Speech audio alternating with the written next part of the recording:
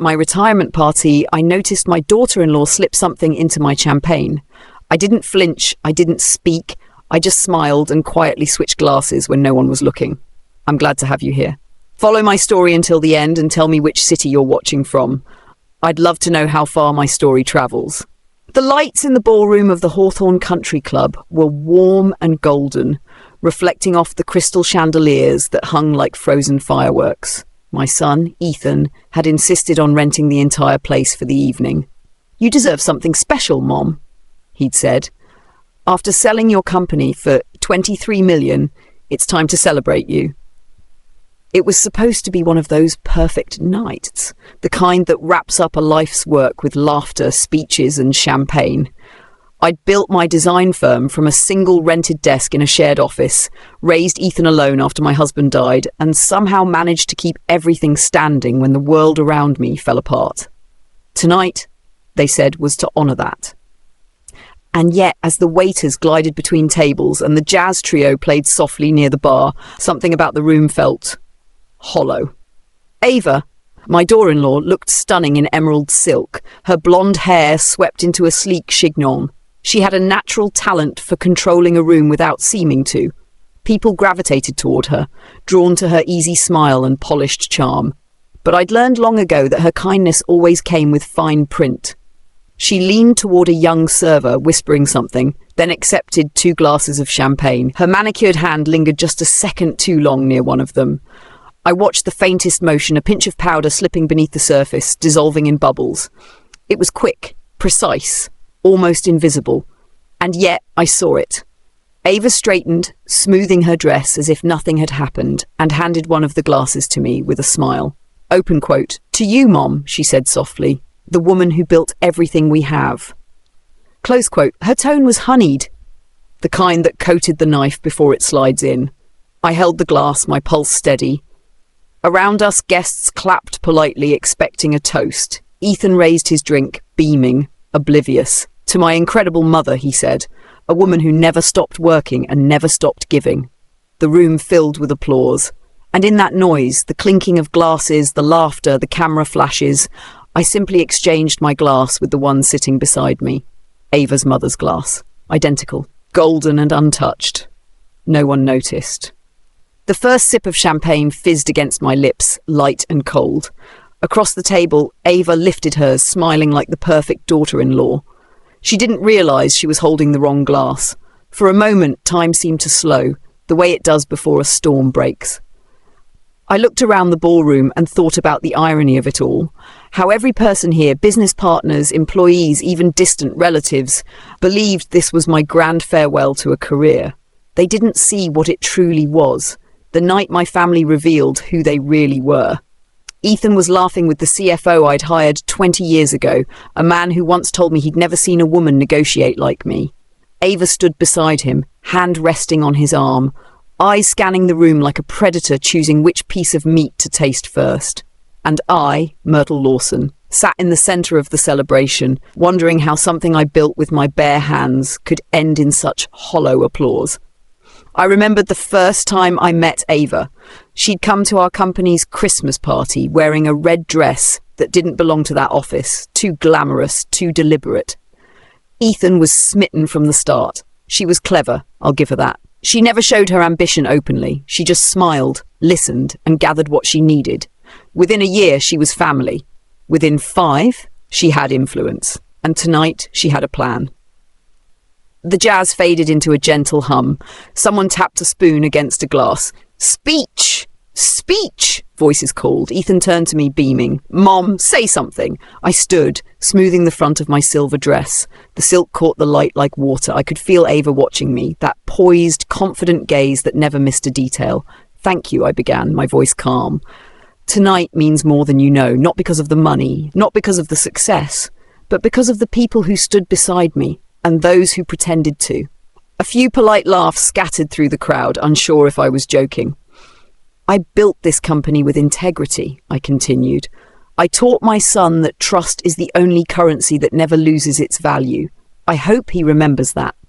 My eyes drifted to Ava. She smiled tightly, her fingers twitching around the stem of her glass. Now, I said softly, raising my champagne to the next chapter. Glasses clinked, bubbles shimmered. I didn't drink again.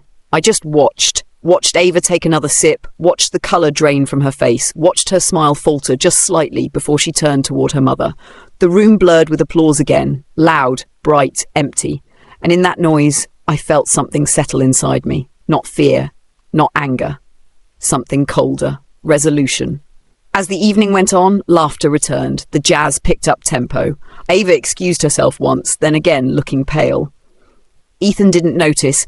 He was too busy introducing me to a group of investors, telling them about my retirement villa in Florida. No one suspected a thing, but I did.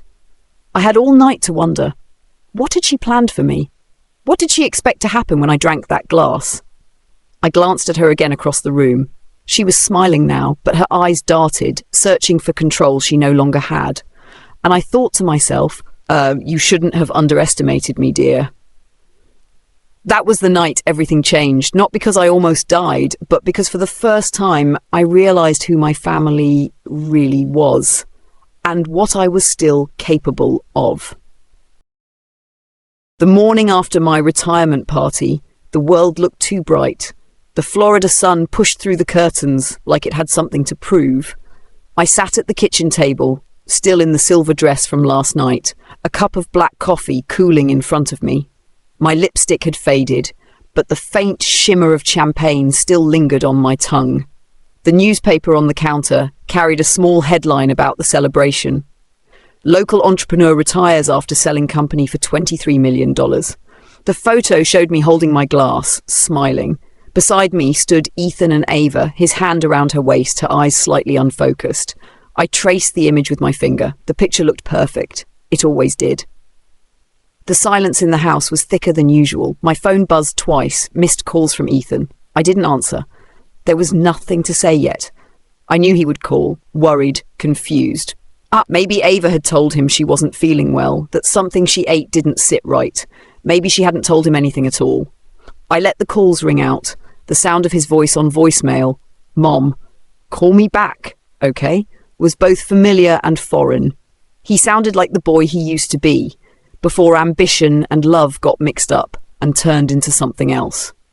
On the counter, a half-empty bottle of champagne sat next to a vase of white roses someone had sent from the firm.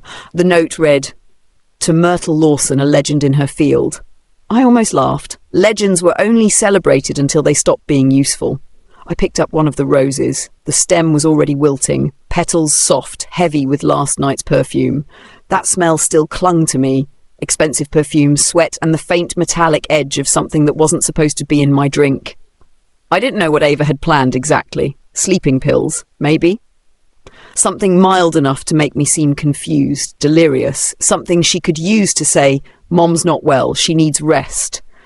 If I had drunk it, maybe by now I'd be in a hospital bed, surrounded by kind nurses and whispered plans about power of attorney. Instead, I was here, awake, watching the morning light crawl across the table like truth itself. At 10:15, the doorbell rang.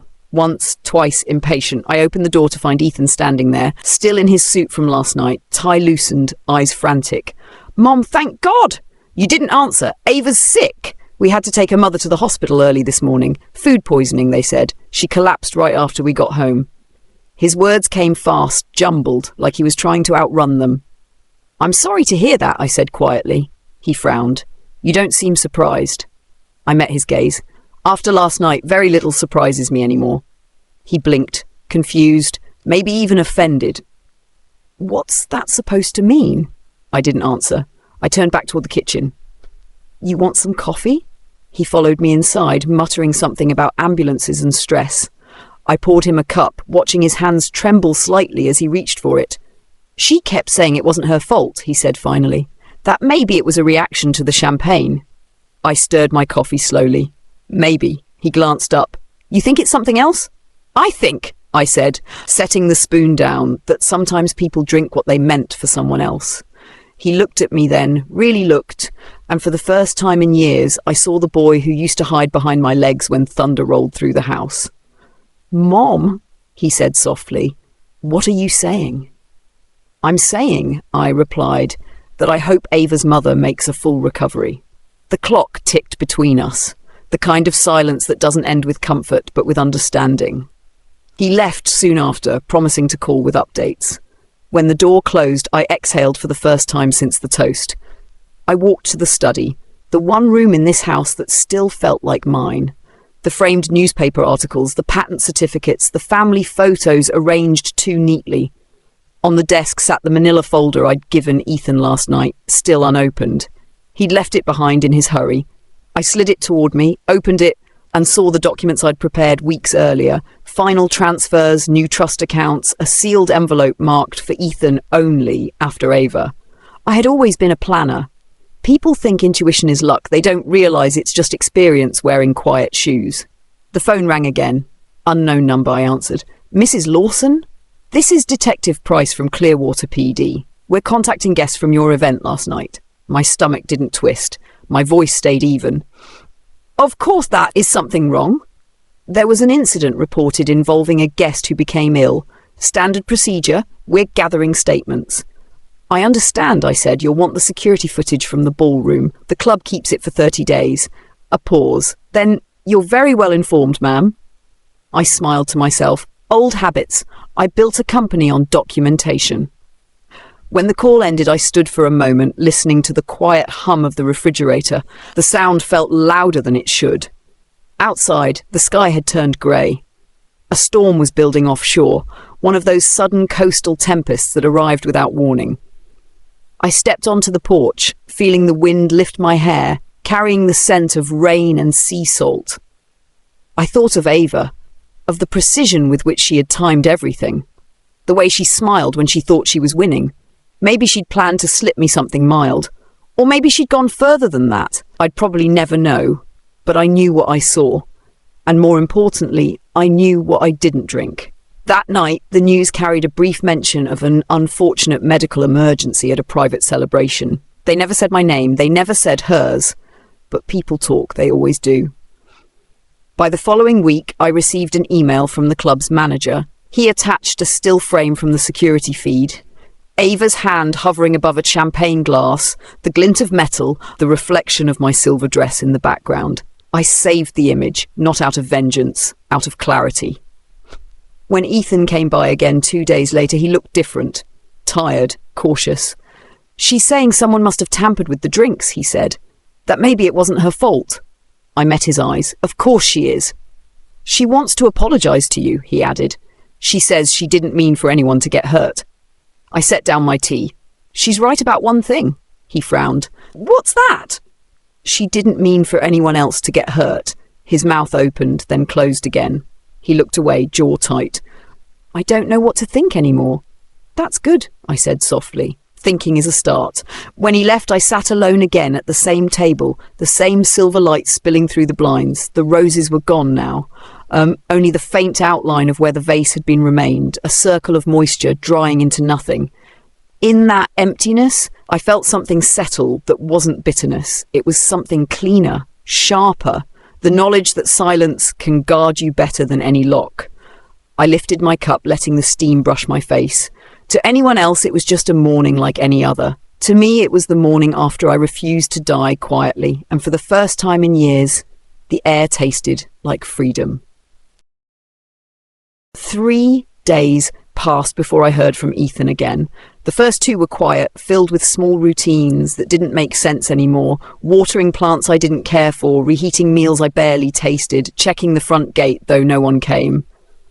By the 3rd morning, the silence felt like a wall. When the doorbell rang, I didn't rush. I wiped my hands on a towel and opened the door to find him standing there, eyes red, shirt wrinkled, a man who hadn't slept properly since the party. "Can I come in?" he asked. I nodded. He stepped inside, shoulders heavy, the scent of hospital antiseptic clinging to his clothes. He sat at the table, the same place we'd shared coffee days earlier. "Ava's mother's awake," he said quietly. "She's still weak, but the doctors think she'll recover." "That's good news," I replied. He hesitated. "They ran tests. Whatever was in her system, it wasn't food poisoning." I waited. "It was a sedative," he said. "A strong one." I set my teacup down carefully. "I see." He leaned forward. "Mom, did you Did you notice anything strange that night? Anything at all? The clock ticked behind him. A gull cried somewhere near the shore. I met his eyes. I noticed your wife had excellent aim. His face tightened. That's not funny. It wasn't meant to be. He pushed his hands through his hair, sighing. The police talked to her. She said she must have mixed up the glasses now that she took the wrong one. They're still deciding what to do. I folded my hands on the table. And what do you believe? He didn't answer. That was answer enough. After he left, I walked through the house, touching the furniture like I was checking if it still belonged to me. Every surface gleamed, every corner silent.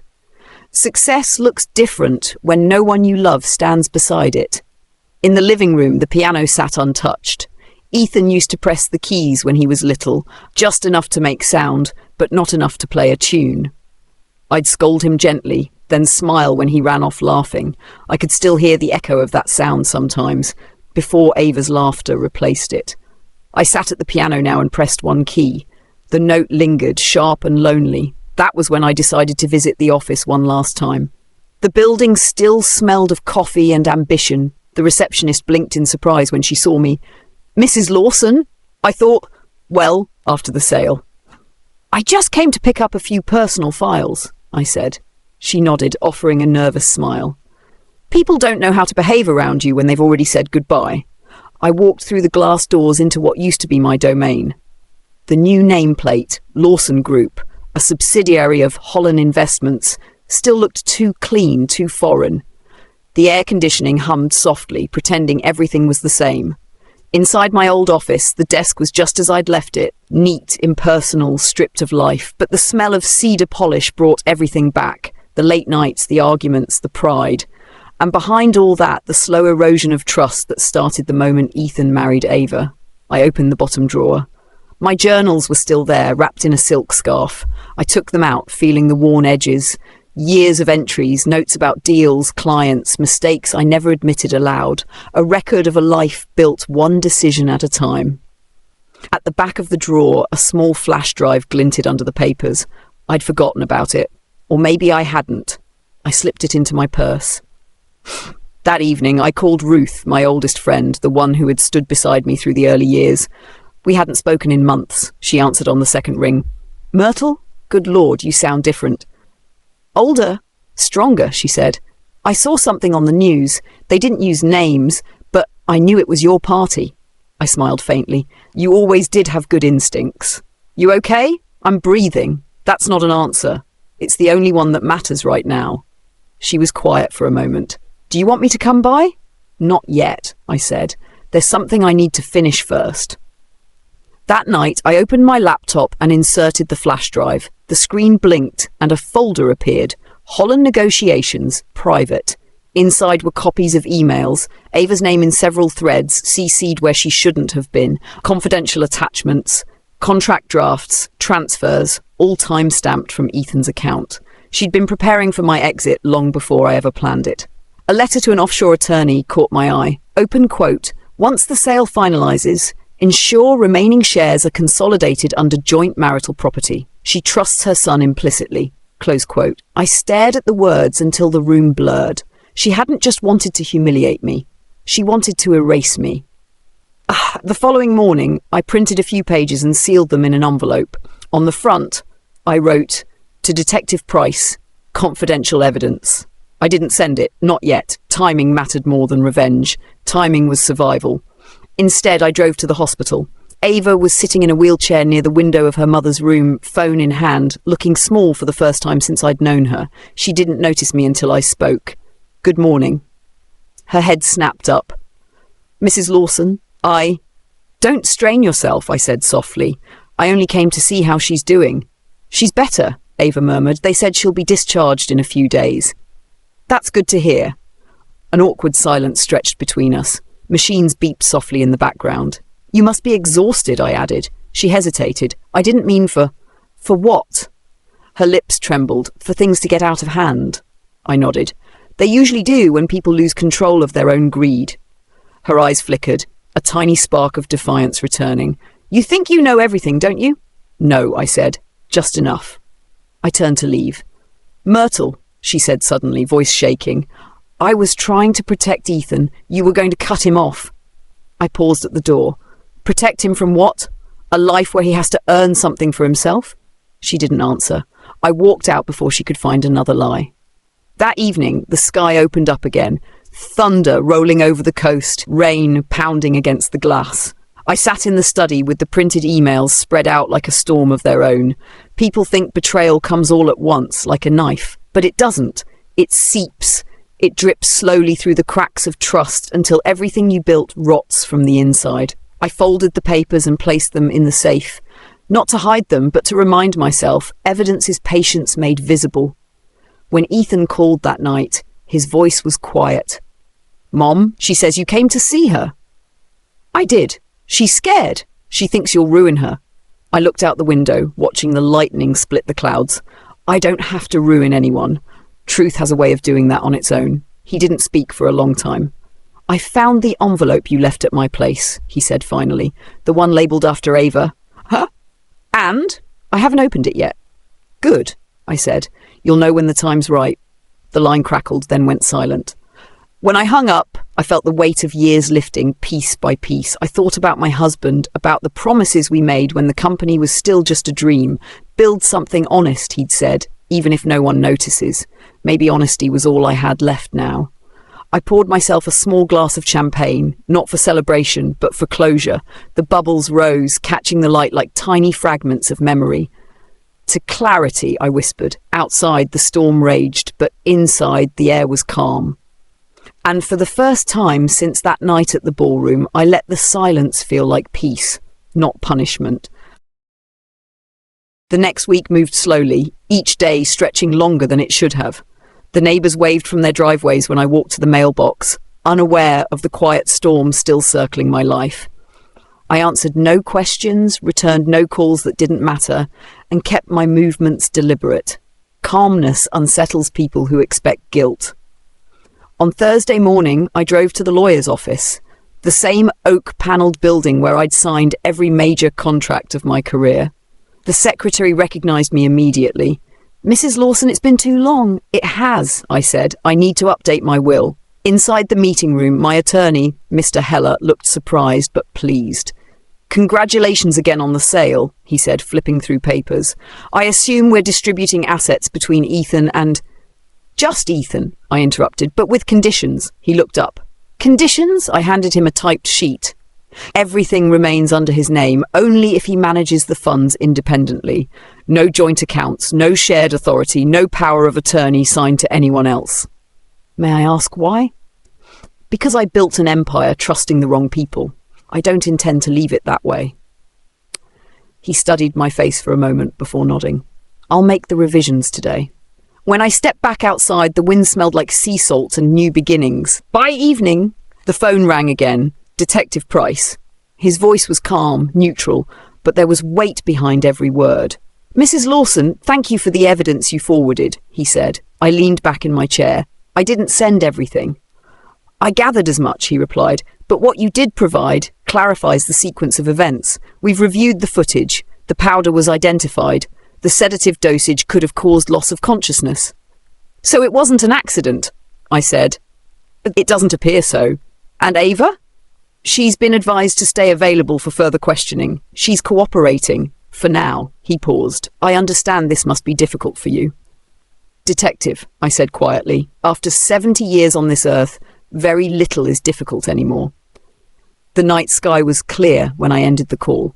I walked to the patio, barefoot on the cool tile, and listened to the ocean. Somewhere out there, waves were folding over themselves, erasing the traces of everything that came before. I envied them. The phone buzzed again, a message from Ethan. "I need to see you. Tonight." He arrived an hour later, no suit this time, just jeans, a tired face, and then the look of a man who'd finally seen what he didn't want to see. "Mom," he said, voice raw. "She confessed." I said nothing. "She told them she panicked, that she thought you were planning to rewrite the inheritance. She said she only wanted to." His voice broke. "She said she just wanted to make you sleep through the night so she could fix things." "She wanted control," I said softly. He nodded. "They might press charges. They'll question me too." "Let them." He sank into the chair across from me, rubbing his temples. "I don't know how to process any of this. I loved her, Mom." I know. She said you hated her. I didn't hate her, I said. I just saw her. He looked at me, tears threatening. And now? Now, I whispered. You see her too. Later, after he left, I sat alone in the dim light of the kitchen. I thought about all the years I spent building, providing, protecting, how love can blind you faster than deceit ever will. I remembered the day Ethan brought Ava home for the first time. She'd brought wine, expensive and unnecessary, and called me Mrs. Lawson like we were business partners. I told myself it was nerves. I told myself she'd soften with time. But people rarely soften. They sharpen. The wine that night had tasted metallic, the way the champagne did weeks ago. Maybe I should have known then that sweetness always came with something bitter underneath. The following day, the newspapers carried the story in small print. Socialite questioned in sedative incident at celebration. Names omitted, but anyone close to our circle would understand. My phone filled with polite texts disguised as concern. So sorry for what you're going through. If you need anything, I'm here. They didn't mean it. People never mean it. They just want to know the ending before it reaches them. I didn't answer any of them. Instead, I cleaned the house, methodically. Every surface, every window, every trace of last month's chaos. I threw away the champagne bottles, the leftover decorations from the party, even the photos. When I reached the one of Ethan and Ava at their wedding, I hesitated. They looked perfect, too perfect. I set it face down. That evening, I opened the safe again. The flash drive, the printed evidence, the journals, all there.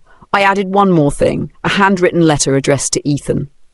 Open quote, if you're reading this, it means you've decided to face what's true. Don't hate her. Hate the part of yourself that refused to see. Learn from it. Then let it go.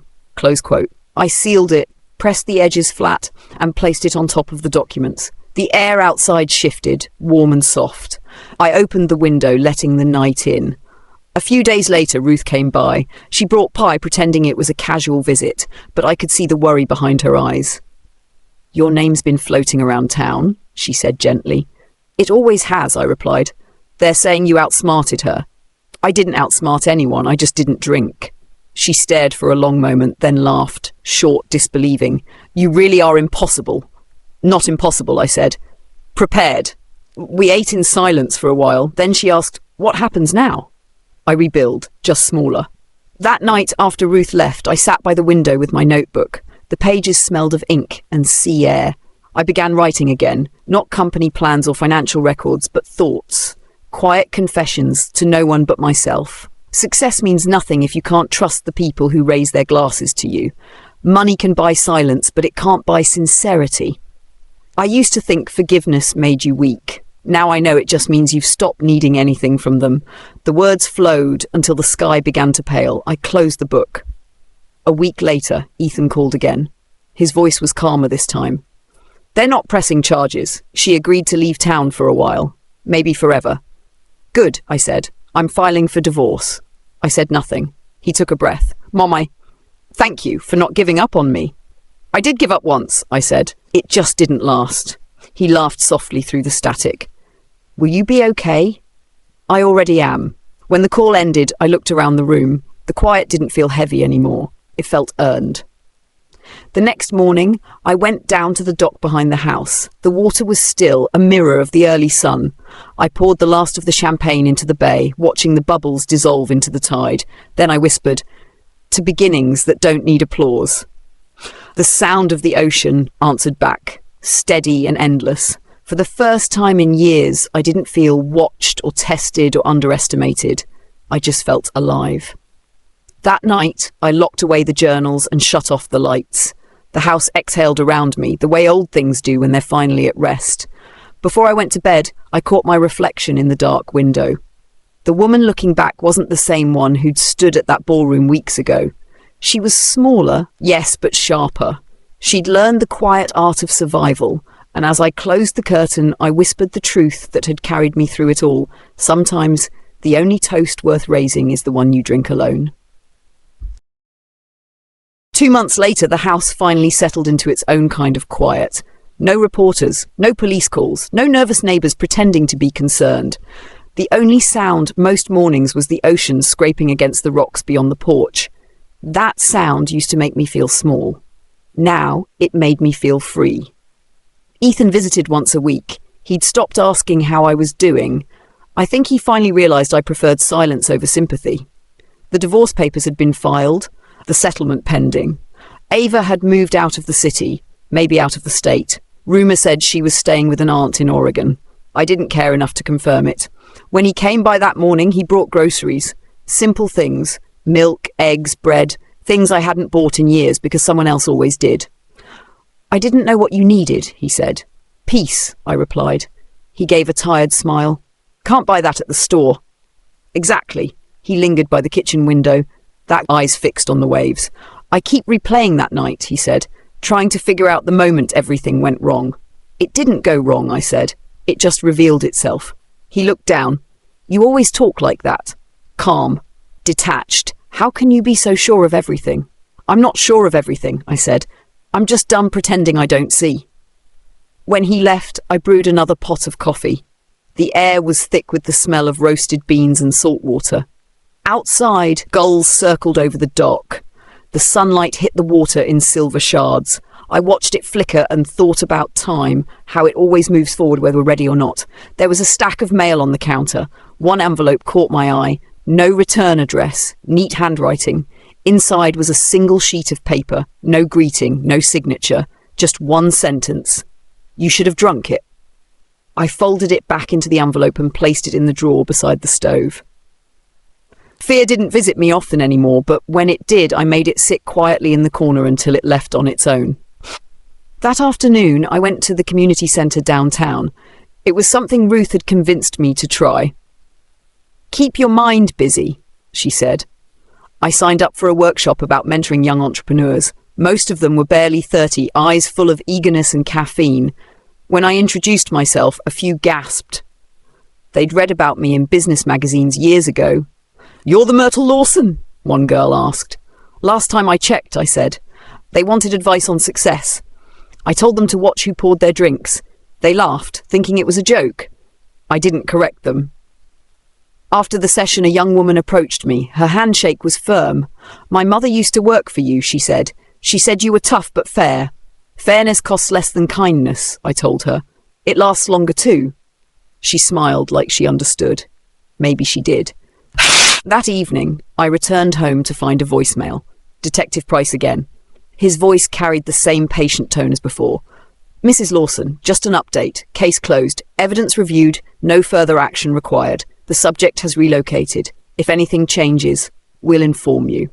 I deleted the message, not out of relief but out of certainty. Some endings didn't need punctuation. I stepped outside with a glass of iced tea. The horizon was burning orange. The air smelled of coming rain. I watched the tide crawl in, swallowing the last bit of sand. For a long time, I thought about the things that almost broke me. The betrayals, the silence, the way family can twist love into leverage. Then I thought about what survived. A week later, Ruth dropped by again. She carried a newspaper folded under her arm. You made the business section, she said. I raised an eyebrow. I haven't done anything worth printing. They wrote about your mentorship program, called you a pillar of resilience.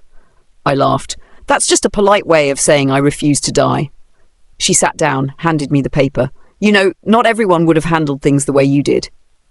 I didn't handle it, I said. I endured it. There's a difference. Ruth studied me, eyes soft. You still think about her, don't you? Sometimes, I admitted. Mostly when I'm pouring a drink. After she left, I took a walk along the pier. The air carried a bite of autumn now. Boats rocked gently against their ropes. The sun dipped low, turning the water to liquid gold. A fisherman recognized me. Evening, Mrs. Lawson. How's retirement treating you? I smiled. Like a mirror, it shows me what I've avoided. He laughed without understanding. Most people don't. Later that night, I couldn't sleep. I wandered into the study, turned on the lamp, and opened the journal again. The pen hovered above the page for a while before words finally came. I used to think power meant being heard. Now I know it means choosing silence when you could speak. People ask if I forgive her. I don't. But I also don't carry her anymore. She's gone, and so is the part of me that needed to win. I closed the book and let the light fall across my hands. The skin was thinner now, marked by years, but steady. I traced the veins that still pulsed beneath the surface. Proof of life, proof of endurance. In the weeks that followed, I started hosting small dinners. Nothing fancy. Soup, bread, maybe wine. Friends from the workshop came by. They called me Miss Myrtle, even though I told them not to. The house filled with laughter again, the real kind. Not polite applause, not staged affection, just noise that meant life was still happening. Sometimes when the night ended and everyone left, I'd stand by the sink, rinsing glasses, listening to the sound of running water. It reminded me of the champagne that night, the bubbles, the reflection, the risk. But I never felt bitterness anymore, just awareness. One evening, Ethan came with a box of old photos. "I thought you'd want these back," he said. Inside were pictures of him as a child, our old house, the first office we ever rented, and one photo of him and Ava at the company gala, the last time they ever looked like a team. He looked at it for a long time. "She called," he said. "Wanted to apologize. I told her it was too late. Maybe that's all she needed to hear. Maybe." He set the photo aside. "You were right, about everything." "No," I said. "I was just paying attention." That night, after he left, I stepped outside again. The air was crisp, the sky full of stars. I thought about the strange shape of survival, the way it doesn't roar, it whispers. I whispered back. "To peace," I said softly. "The kind you earn, not the kind they give." The wind carried the words out to sea. Inside, the clock ticked, steady and patient. I poured myself a glass of water, not wine, and raised it to the quiet. Whatever came next, whatever loneliness, whatever memory, I knew one thing for certain. I was still here. And sometimes, that was enough. Autumn arrived quietly, the kind that sneaks into the air before you even notice the leaves changing. The mornings were cooler now, the sea slower. I woke earlier than usual, drawn to the hush before sunrise. There's something honest about those minutes before light touches everything. The world doesn't pretend yet. I made coffee, the smell filling the house. It was the same routine every day, but repetition can be a comfort. When you've survived enough chaos, predictability becomes a kind of prayer. The phone rang once. It was Ethan. "Morning, Mom," he said. His voice was lighter these days. "Just checking in." "Good morning," I answered, pouring coffee into my favourite mug, the chipped blue one my husband used to love. "I wanted to tell you I got the final paperwork from the lawyers," he said. "The divorce is official." I didn't respond right away. The ocean outside was restless, small waves tapping against the dock. "I'm sorry it came to that," I said finally. He exhaled. "I'm not. I should have done it sooner. She tried calling again last week. I didn't answer." "Good," I said. "Sometimes not answering is the best kind of closure." He chuckled softly. "You always make silence sound like wisdom." Because it is.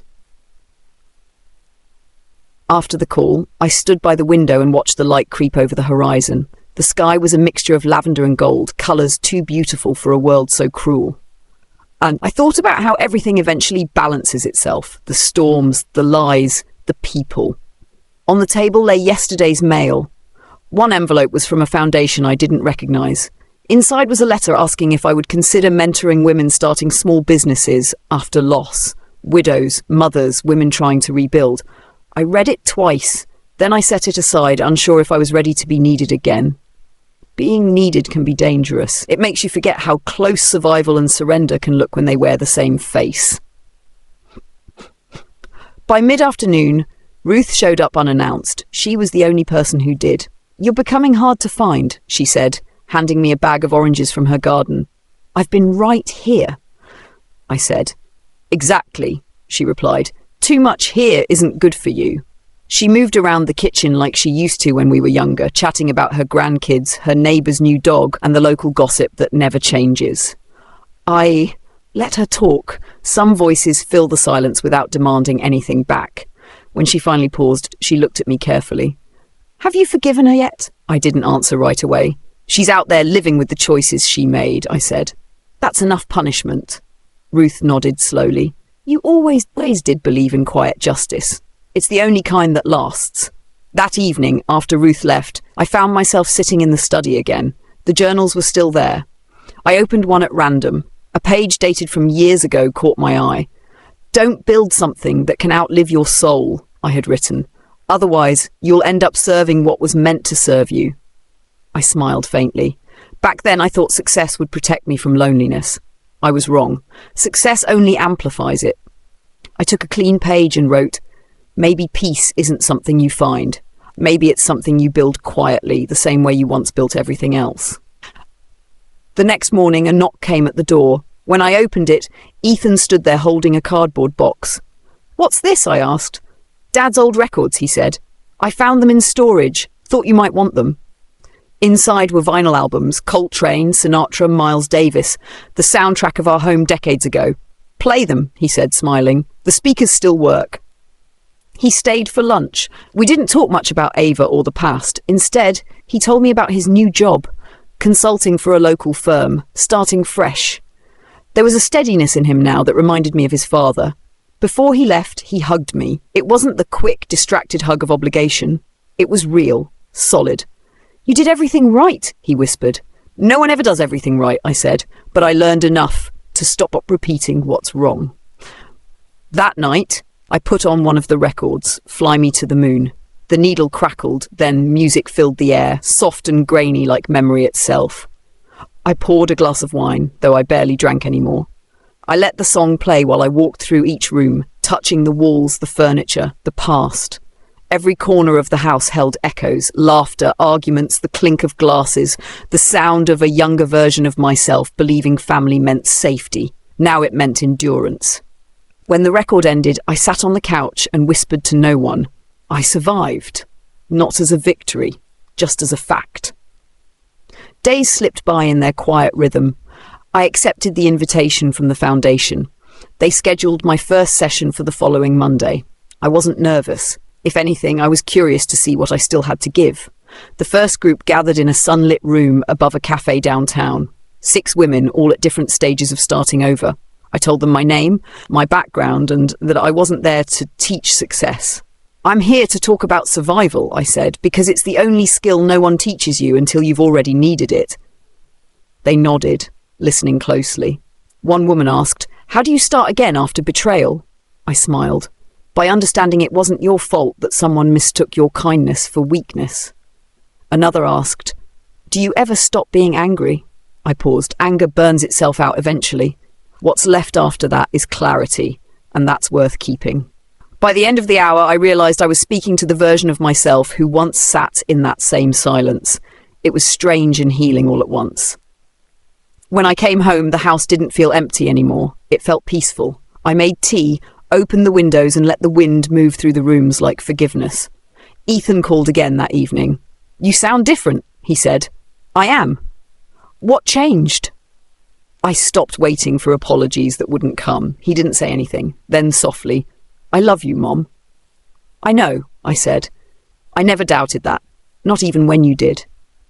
Later that night, rain began to fall. I stood at the doorway, watching the drops hit the steps, small and certain. The smell of wet earth mixed with salt carried through the air. For a moment I thought of Ava again. I imagined her somewhere, far away, looking out another windowsill, maybe holding her own regrets like fragile glass. I didn't hate her anymore. I didn't need to.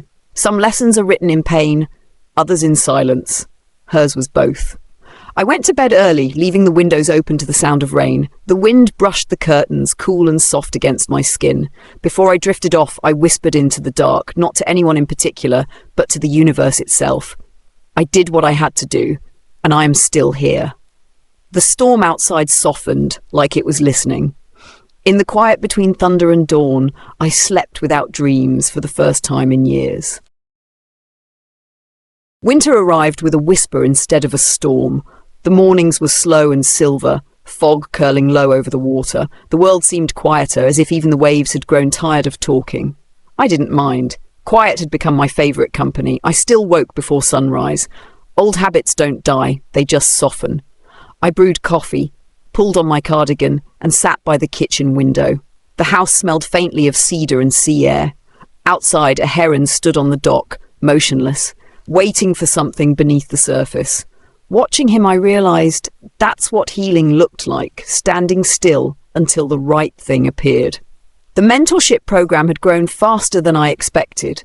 What started as a single meeting had turned into weekly sessions. Women came from nearby towns, sometimes just to sit and listen. They didn't need solutions, they needed space to breathe. One of them, a woman named Carla, stayed behind after class one day. Her husband had left her with 2 kids and a stack of unpaid bills. She said she was tired of feeling stupid for trusting him. "You're not stupid," I told her. "You were hopeful. That's not a weakness, it's just dangerous when placed in the wrong hands." She nodded, wiping her eyes. "How did you stop being angry?" "I didn't stop," I said. "I just stopped letting anger choose what I did next." She smiled a little then, the kind of smile that means a person finally believes they might survive. Ethan came by more often now. He brought food, fixed small things around the house, asked about my classes. We'd begun to talk the way we used to before life got complicated. One evening, as he was changing a light bulb in the hallway, he said, "I've been thinking about moving back here for a while. Maybe buy a place nearby." "You hate the quiet," I said. "Not anymore." He climbed down from the ladder and looked at me. "You were right, you know. About her, about everything. I just didn't want to see it." "Most people don't," I said. "Love makes us blind until the light hurts too much to ignore." He gave a small laugh. "You should write that down." "I already did," I said. "Years ago." A few days later, a letter arrived. Oregon postmark. My hands didn't tremble when I saw it, but something inside me stilled. I opened it carefully. "Myrtle, I don't expect forgiveness. I just wanted to say I understand now. The things I thought I wanted, they were never mine to take. I hope Ethan's okay. I hope you are too. Ava." There was no return address, no apology that asked for anything, just words. I folded the letter and placed it between the pages of my journal. Some truths don't need to be spoken aloud, they just need to exist. That night, I dreamed of the party again. The music, the lights, the glass in my hand. But this time, no one switched drinks, no one plotted anything. It was just me standing under the chandeliers, watching the room fade into light. When I woke, I didn't feel haunted anymore. Weeks passed. The mentorship group held a small event downtown, a showcase for the women's new businesses. I sat in the front row watching them talk about their projects, handmade jewellery, a bakery, a flower shop. Each story had the same beginning, loss, and the same ending, starting again anyway. When they called me on stage to speak, I almost refused. Then I remembered the girl who once believed success would shield her from pain. She deserved to hear what came after. I took the microphone and said, "We spend half our lives building walls to keep the hurt out, and the other half realizing the walls also keep us in. So here's my advice. Stop waiting for the world to be kind. Build your own kindness and guard it like treasure." The room was silent, then filled with applause. I smiled, not the way I used to smile for cameras, but with something real this time. After the event, I walked to the pier. The wind was sharp, the kind that makes your eyes water. The sea stretched endless and silver beneath the fading sun. I leaned on the railing and let the cold bite my cheeks. I thought about the letter again, about Ava, about all the pieces of life that had tried to break me and failed. Sometimes survival isn't about fighting, it's about outlasting the noise. That weekend, Ethan helped me decorate for Christmas. We hadn't done it in years. The smell of pine filled the house, mingling with cinnamon and old memories. He hung the lights and I arranged the ornaments, small glass globes from our first Christmas with his father, the same ones I used to protect from tiny hands decades ago. At one point, he turned to me and said, "You never told me what you did with the company money." "It's still there," I said, "invested, protected, waiting for the right reason to be used." He frowned. "What reason?" "Something that matters more than pride." He didn't press. That was progress too. That night after he left, I couldn't sleep. I poured myself a small glass of water and sat by the tree. The lights blinked softly, reflecting off the window. Each flash looked like a heartbeat. I thought of my husband, his steady hands, his calm voice, the way he used to say, "You can rebuild anything, Myrtle, except time, so spend it wisely." He was right. I spent so many years proving I could endure that I forgot endurance isn't living, it's surviving. Maybe it was time to live again. In January, I transferred part of my savings to start a fund for women in the mentorship program. Small grants, no interest, no strings, just trust. When I told Ruth, she stared at me. "You sure about this?" "Completely," I said. "If I could rebuild strangers for decades in business, I can invest in people who still believe in goodness." She shook her head, smiling. You really did turn survival into an art form. Maybe, I said, but art needs purpose. On a grey morning near the end of winter, I received one final call from Detective Price. I wanted to let you know, he said. The case is officially sealed. No further contact expected. Thank you, I said. He paused. You handled everything with remarkable composure, Mrs. Lawson. I've had practice, I replied. When the call ended, I walked out to the porch. The sea was calm again. For the first time in years, it didn't feel like a threat. It just was. I closed my eyes and let the wind pass over me. The past didn't echo anymore. It hummed softly like background music to something new. That evening, Ethan came over with dinner. We ate in the living room, the fire crackling between us. After a while, he said, Mom, what are you going to do now? I smiled. Live quietly, help people who need to find their footing again, and maybe, finally, learn to enjoy being still. He nodded. You deserve that. I looked at him, my grown son who once couldn't see past the smile of a woman who nearly destroyed us. So do you. He smiled back, and in that moment, everything felt simple again. No wealth, no legacy, no scars, just two people who finally saw each other clearly. Later, after he left, I stepped out into the cool night. The moon hung low, casting light across the waves. I whispered the same words I'd said the night of the party, though this time they meant something entirely different. To the next chapter. The wind carried the words away, and I let it. Because some stories don't end with revenge or redemption. They end when peace finally feels like home. Spring came early that year. The air grew softer, the mornings brighter, and the sea outside my window lost its winter edge. Flowers began to push through the soil near the porch, tiny bursts of yellow and violet against the grey wood. I hadn't planted them. Nature has a way of filling empty spaces when you stop trying to control them. I still woke before dawn. The habit never left me. Some mornings I'd walk down to the dock barefoot, letting the cold boards ground me. The water was calm, clear enough to see my reflection if I leaned close. I used to avoid mirrors. Now I met my own eyes without flinching. The mentorship program had become part of my life. Twice a week I drove into town and sat in that small sunlit room, listening to women talk about what they'd lost and what they were trying to rebuild. I didn't tell them much about myself anymore. I didn't have to. They could read the story in my pauses. One morning after class, Carla handed me a small box. Inside was a bracelet made of polished seashells. You taught me how to stop apologizing for surviving, she said, so I made this for you. I turned the bracelet over in my hand, feeling its smooth edges. You didn't have to. I wanted to, she said. You remind me that silence can be strength. When she left, I sat there a long while, turning the bracelet in my palm until the sunlight caught the white curve of each shell. A week later, Ethan invited me to dinner at his new place, a small house on the edge of town, quiet, surrounded by oak trees. He'd painted the walls himself, pale blue like the sky after rain. He cooked, not well, but with effort. The food didn't matter. The gesture did. Feels strange, he said as we sat down. Cooking for you, it's supposed to be the other way around. Times change, I said. People do too. He looked at me for a long moment. I wish Dad could see us now. He'd be proud, I said. You finally learned what real strength looks like, which is knowing when to let go. We ate mostly in silence, but it was a comfortable kind, the kind that doesn't demand anything back. When I left, he hugged me and said, I don't know how you did it, Mom, all of it. I just didn't stop, I said. That's all survival ever is. The following weekend, I visited my husband's grave for the first time in years.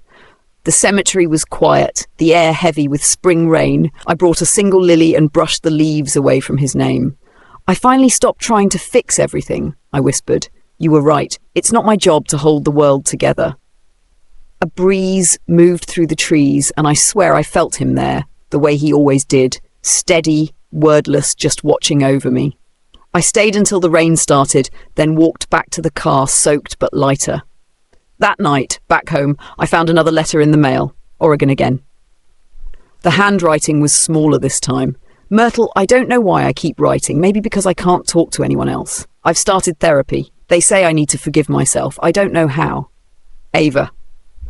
I folded the letter, slid it into the drawer with the first one. I didn't answer. Some silences are meant to stay unbroken. Still, part of me hoped she'd keep writing, maybe because forgiveness doesn't always need a receiver, it just needs space to exist. In May, the foundation held a gala for the mentorship program. They wanted me to speak again, but this time on a bigger stage, under brighter lights. I almost said no. I didn't like attention anymore, but Ruth convinced me. "You've spent your life building other people," she said. "Let them see who taught them how." The ballroom was smaller than the one where everything once went wrong, but it smelled the same: flowers, perfume, champagne. I stood behind the curtain, steadying my breath as the host introduced me. When I stepped onto the stage, the crowd fell quiet. "I used to believe that silence meant weakness," I began, "that if I didn't fight back, I'd be forgotten. But I've learned silence can be power too. The kind that listens, the kind that waits, the kind that survives." I told them about the women in the program, about rebuilding lives without revenge, about how survival isn't about beating someone, it's about not becoming them. When I finished, the room erupted in applause, but the sound didn't fill me with pride. It filled me with calm, like the world had finally caught up to the quiet I'd been living in all along. After the gala, a woman approached me backstage. She was older, elegant, the kind of person who carried herself like she'd seen every kind of loss and still stood tall. "You said something tonight," she said, "about not becoming them. I needed to hear that." I smiled. "So did I." She squeezed my hand. "Thank you." Then she walked away. I stood there for a while, watching the empty chairs, the stage lights fading to black. It didn't feel like an ending. It felt like closure wearing its Sunday best. A few nights later, I sat outside watching the stars. The sea was calm, a sheet of glass beneath the moonlight. I wore the seashell bracelet Carla had made. It clicked softly against my wrist each time the breeze shifted. Ethan called just to say goodnight. It had become our routine. We didn't talk about the past anymore. We talked about tomorrow, the mundane things, like weather or dinner plans. It felt like a luxury to have nothing heavy left between us. After I hung up, I leaned back in the chair and let the silence stretch. I thought about the night of the party, the flash of the champagne, the crowd, the moment everything shifted. If I could go back, I wouldn't change anything. Not because it was easy, but because it was necessary. Some people need to lose everything before they remember who they are. June arrived, and the house smelled of salt and lemon polish. I opened all the windows, let the summer air in. On the desk in the study, I placed a new journal. The first page stayed blank for days. Then one morning I wrote, "Peace isn't the absence of noise. It's the decision to stop listening to what doesn't matter." I closed the book and smiled. Outside, the tide rolled in, steady and patient, the same tide that had carried every version of me away, the young woman, the widow, the mother, the fighter. Now, what was left was simple, a woman who survived and finally learned how to rest. As the sun set, I stood on the porch, the shells at my wrist glinting in the light. I raised my glass of water, not to anyone, not to anything lost, but to the quiet that followed. "To calm seas," I whispered, "and the strength to stay afloat." The waves answered back, soft and steady, the way forgiveness always does. Summer settled in with its heavy air and long afternoons that felt like they never ended. The days stretched wide and golden, spilling sunlight through the kitchen windows until everything inside the house seemed softer. I had stopped marking the calendar. Time didn't feel like something I needed to keep track of anymore. It just existed, quietly like the tide. Most mornings began the same. Coffee, sea breeze, the low hum of life starting over. I still walked down to the dock, sometimes barefoot, sometimes with my cup in hand. The water had grown warmer, and small fish darted close enough to break the reflection of my face. Every ripple reminded me how change doesn't have to roar, it can arrive quietly, just by existing. Ethan came by every Sunday now, no more phone calls or short visits. He brought groceries, fixed whatever small thing broke, then stayed for dinner. The silence between us had turned into something peaceful. He told me about the new job, the people there, a few who remembered his last name from the papers. He didn't avoid the topic anymore. He just refused to let it define him. "She wrote again," he said one evening, setting down his fork. I looked up from my plate. "Ava?" He nodded. She's in Seattle now, working at some wellness clinic, said she's doing better. That's good, I said. He hesitated. She wanted me to tell you she's sorry. I didn't reply. The ocean wind moved through the open window, carrying the scent of salt and cut grass. Ethan took a sip of water and said softly, "Do you believe her?" "I believe she's trying," I said. "That's a start." He smiled a little. "You're kinder than I expected you to be." "No," I said. "Just finished being angry." That night, after he left, I went out to the porch. The moon was full, sitting heavy over the horizon. I thought about all the things people carry: guilt, pride, fear, and how heavy they feel until you finally set them down. Somewhere inside, the phone buzzed. I let it ring. When it stopped, the silence that followed felt clean. The next day, Ruth called. "You've been hiding again," she teased. "Are you ever coming to town?" "I'm not hiding," I said. "I'm resting." "Well, rest on the drive over. The cafe's still got your seat by the window." I smiled. "Fine, tomorrow." When I arrived, she was already there, 2 cups of coffee waiting. We talked for hours about her grandkids, the weather, nothing important. That's how you know you've healed, when you can talk about nothing and still feel full. As I got up to leave, she said, "You ever think about writing a book? You've got enough story for 10. "I've lived it," I said. "That's enough." "Maybe," she said, "but some stories deserve to be told." I didn't answer, but her words followed me all the way home. That evening, I pulled an old typewriter from the closet. My husband bought it for me decades ago, back when we couldn't afford much, but always found a way to dream bigger. The keys still worked, though the ribbon had faded. I replaced it, sat down, and fed the first sheet of paper through. For a long time, I didn't type a word. Then I started with what I knew. I never meant to be a survivor. I just refused to disappear. The words echoed softly in the room, as if the air itself was listening. A week later, I received a letter from the foundation. They wanted to feature my mentorship program in a magazine. A story of resilience, the editor called it. I laughed when I read that line. People love resilience as long as it's wrapped neatly, like pain that's been house-trained. Still, I agreed. The article came out with a photo of me on the porch, the ocean behind me.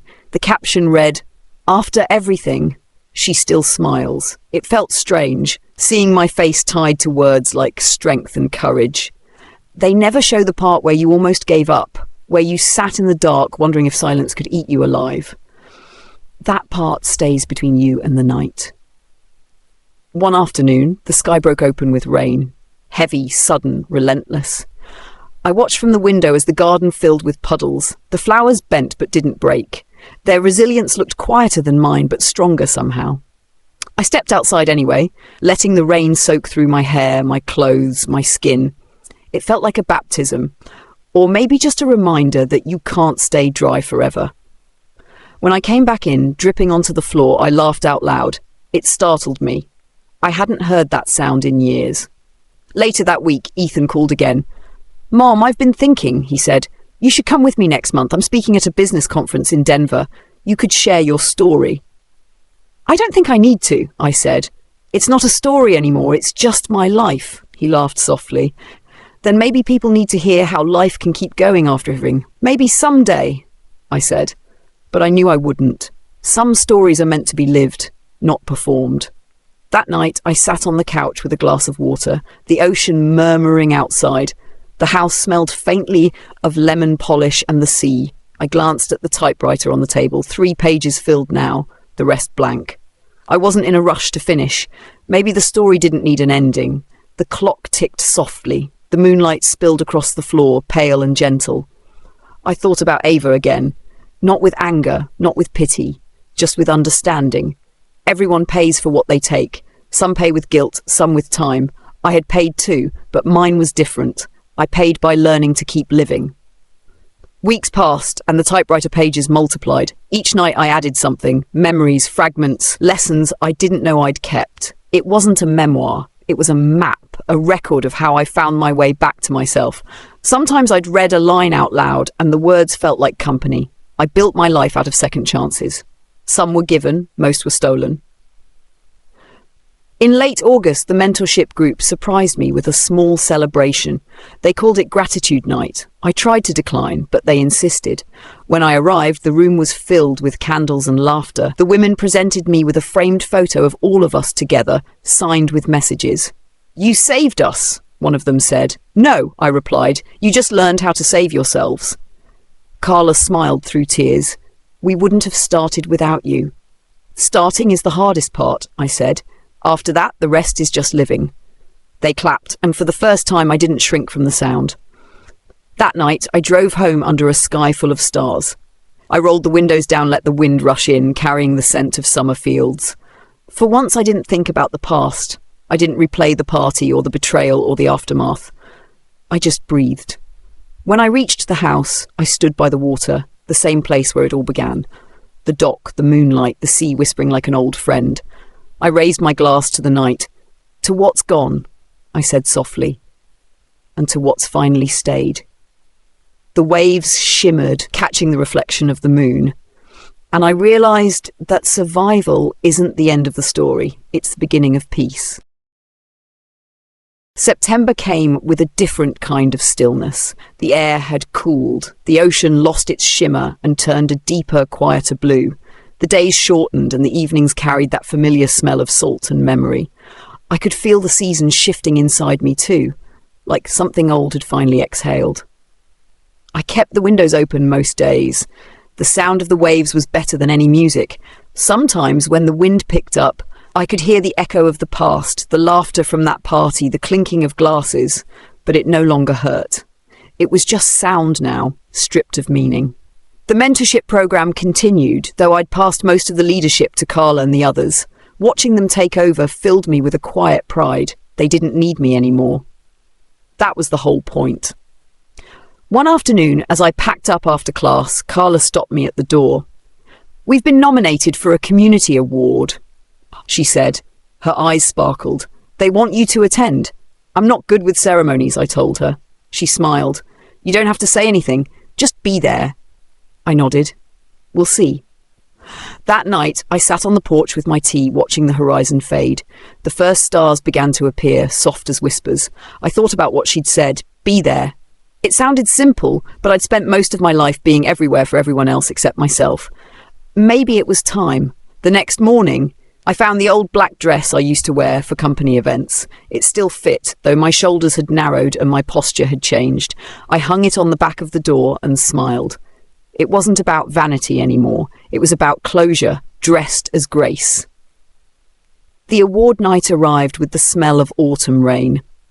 The event was held in the same country club where my retirement party once took place. I almost laughed at the irony. The chandeliers, the polished floors, the sound of glasses. It was all there, untouched by the years that had changed everything else. People greeted me warmly, some pretending not to remember the old rumours. I smiled anyway. They could keep their versions of the story. I had mine. When they called our program's name, the applause was real. Carla walked up first, radiant, and motioned for me to join her. I hesitated only a second before following. The light on stage was bright, almost blinding. As they handed us the plaque, I caught my reflection in the silver plate. For a moment, I saw not the woman who'd been betrayed or the one who'd survived, but someone simpler, whole. I didn't give a speech, but when the host leaned toward me and said, "Do you want to say a few words?" I nodded once. "I learned something," I said, voice steady. "That life doesn't hand out justice the way we imagine.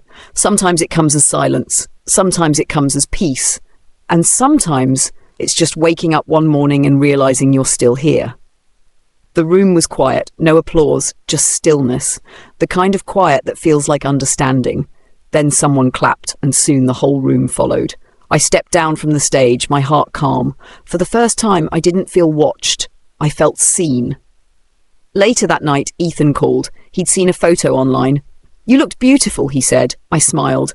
"It was just a dress."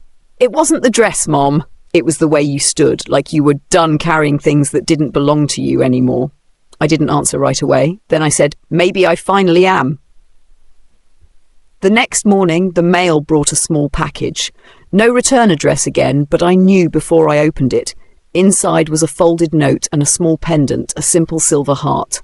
"Myrtle, You don't owe me anything, but I wanted to send this, not as an apology, but as acknowledgement. You were stronger than I ever realized. I hope you keep teaching others to be too. I turned the pendant over. On the back she'd engraved one word, resilient. I didn't wear it. I placed it in a drawer beside the letters, not out of bitterness, out of finality.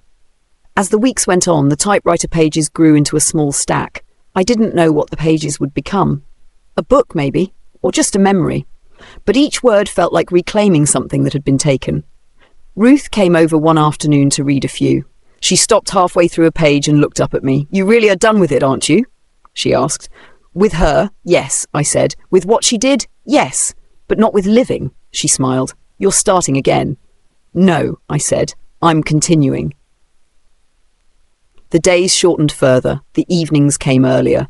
I began to light candles at night again, not for sadness, but for company. The glow felt like breathing. Ethan dropped by one evening with something behind his back. "Close your eyes," he said. When I opened them, he handed me a framed photo. It was from the award night, me and Carla standing under the lights, holding the plaque, both of us smiling. Underneath he'd written, "You didn't just survive, Mom. You created survivors." I touched the glass. "Thank you." He kissed the top of my head before leaving. "You taught me what strength really looks like." That night I couldn't sleep. I sat by the window, listening to the soft crash of the waves. The moonlight traced lines across the water. I thought about how every moment, every wound had brought me here, to this quiet, steady peace. I whispered into the night, "If anyone's listening, tell him I did okay. Tell him I finally found stillness." The wind moved through the trees like an answer. In the weeks that followed, I finished the manuscript. On the last page I wrote, "If you've lost yourself, don't rush to find the old version back. She's gone. Build someone new out of what remains, and when people ask how you survived, just smile. They wouldn't understand that surviving isn't the hard part. Staying gentle after is." I pulled the page free and placed it on top of the others. The final Sunday of September was bright and warm. I invited a few of the women from the programme for dinner. We sat around the long table, laughter echoing through the house that once knew only silence. As they left, Carla hugged me tightly. "You saved my life," she said again. "No," I whispered. "You just reminded me what mine was worth."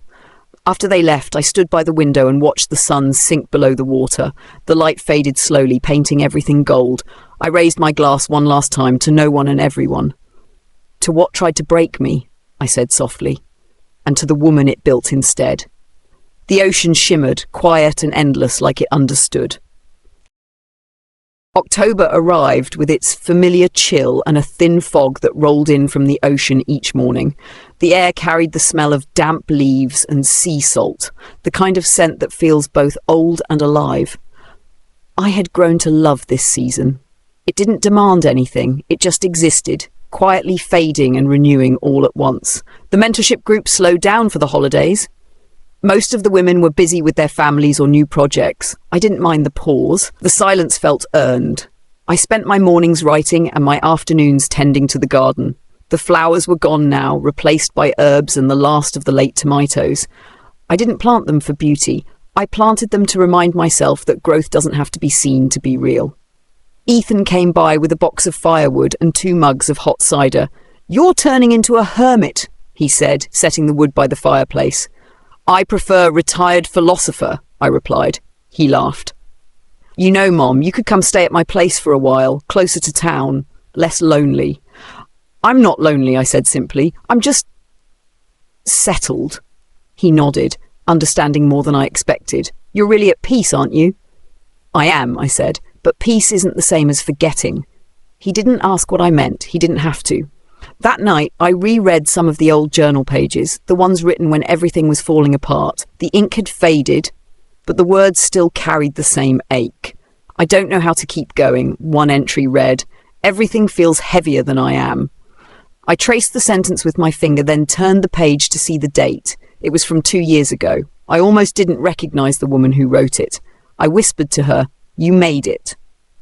The house was quiet, but I could almost hear her sigh in relief. A few days later, I received a call from Carla. We've been offered a grant, she said excitedly. A real one, from the state. It could expand our program into other towns. That's wonderful, I said. They want you to oversee it, at least for the first few months. I smiled into the phone. Carla, whole point was for you to lead. I know, she said, but we still need you to guide us. I thought for a moment. I'll help. Quietly. She laughed. You wouldn't know how to do it any other way. That evening, Ruth stopped by with a pie, her hands wrapped in her old red scarf. You've been too quiet, she said. What are you plotting? I'm not plotting, I said. Just watching life do what it does. She chuckled. You say things like that and make me feel like I should take notes. We ate pie by the fire, the light flickering against the walls. She talked about her family, her health, the little aches that come with age. Then she looked at me and said, You ever think about love again? I sipped my tea before answering. Not the kind that needs to be chased. She smiled knowingly. So the quiet kind? Yes, I said, the kind that already lives here. A week later, I woke to the sound of rain. It fell steady, rhythmic, like an old clock keeping time. I made breakfast, set a place for one, and ate slowly, watching the grey sky melt into the ocean. For years, I used to dread mornings like this, grey, heavy, too still. Now they felt like permission to rest. When the mail came, I found another letter from Ava. The handwriting was smaller now, unsure. Myrtle, I don't expect a reply. I just wanted to tell you I got married again. It's different this time. I've learned things I didn't want to learn the hard way. I'm trying to live better. I hope you're well. I folded the letter, looked out the window for a long time, then said softly, Good. I didn't keep this one. I burned it in the fireplace. The paper curled quickly, the ink disappearing into ash. I didn't do it out of anger, but out of release. Some things deserve to disappear completely. Later that week, I finished editing my manuscript. The pages filled a neat stack now, bound with twine. I titled it The Quiet After. It wasn't meant for publishing, it was meant for Ethan. For when I wasn't here to tell the story myself, I slipped it into a box along with the photo from the award night and the bracelet from Carla. On the box, I wrote, for when you need to remember where you come from. The following weekend, Ethan and I drove up the coast. The road wound through cliffs and forests, the kind of drive that forces you to slow down. We stopped at a small diner halfway there, ordered pancakes and talked about nothing important. When he dropped me off later, he hugged me longer than usual. You know, he said quietly, every time I think about what happened, I realise you never lost your dignity. Not once. Dignity isn't something they can take, I said. It's something you hand over. He smiled. You never handed it over. No, I said. And I never will. That night, I lit a candle by the window. The flame flickered low, reflecting in the glass. Outside, the waves moved slow and sure, like they'd been waiting for this kind of calm. I thought about my husband again, his voice, his laughter, the way he believed in things even when life made it hard to. I whispered into the dark, You were right, it was all worth it. The house seemed to breathe with me then, the way old houses do when they finally feel at rest. Winter was coming again, but I didn't dread it. The chill, the fog, the shorter days, all of it felt like an old rhythm returning. In the evenings, I read the letters from the women in the mentorship program, notes of thanks, updates, photographs. Every story carried a piece of what I'd fought for, quiet resilience, unshakable grace. I kept them in a wooden box near the fireplace. My legacy, not built in money or property, but in strength that multiplied.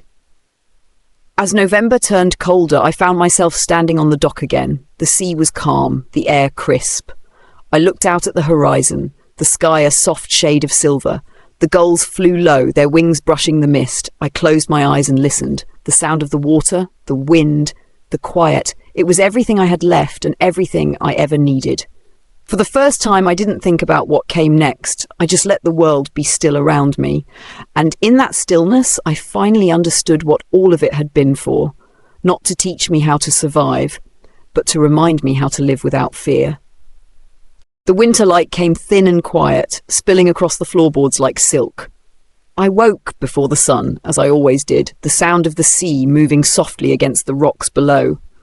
The world outside was grey and still, but not lonely, just calm.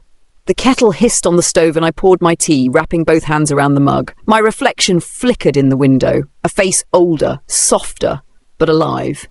I stood there for a while, breathing in the steam, feeling the warmth travel through my fingers. Every scar, every betrayal, every quiet victory had led me here, to this morning that didn't need anyone's permission to exist. The garden was bare now, but the soil was dark and rich. The air smelled of salt and pine. I stepped outside, shawl over my shoulders, and walked the short path to the dock. The boards creaked beneath my feet, the same sound they had made all those years ago, but it no longer spoke of emptiness. It sounded like memory. Out beyond the horizon, the sea stretched wide and endless. The water shimmered faintly beneath the first blush of light. I closed my eyes and whispered, "Thank you." Not to anyone, just to life itself, for giving me another chance to begin again. Later that morning, Ethan arrived with groceries. He'd started doing that without asking, slipping back into the rhythm of our old life. But different now, gentler, unspoken. He carried the bags into the kitchen and started unpacking them. "You didn't have to," I said. He smiled. "I know, but I wanted to." He looked around, noticing the open windows, the stack of pages on the table, the candle still flickering by the window. "You've been writing again," he said. "Yes," I answered. "It keeps me honest." He took a deep breath. "You ever think about publishing it?" I shook my head. "Some stories are meant to stay small, just enough for the people who need them." He nodded. "Then promise me I'll get to read it one day." "You will," I said, smiling. That afternoon, we built a fire and sat quietly, each of us lost in thought. The flames crackled softly, the smell of wood filling the room. Outside, the wind picked up, whistling faintly through the eaves. Ethan spoke first. "Do you ever regret it?" "Regret what?" I asked. "Any of it, the party. What happened after?" I stirred the fire. "No," I said. "If it hadn't happened, I might still be the woman who believed silence was the same as peace." He nodded slowly. "You were right all along." "About what?" "About her. About how love without respect is just dependence dressed up as devotion." I smiled faintly. "You learned." I had a good teacher. We didn't need to say more. The fire said it for us. When evening came, he kissed my cheek and left, headlights disappearing down the drive. The house fell silent again, but it wasn't heavy. The kind of silence that holds warmth instead of sorrow. I walked through each room, touching the edges of my life. The piano, the framed photos, the small wooden box by the mantel. I opened it one last time. Inside were the letters, the bracelet, the photo, and the manuscript tied with ribbon.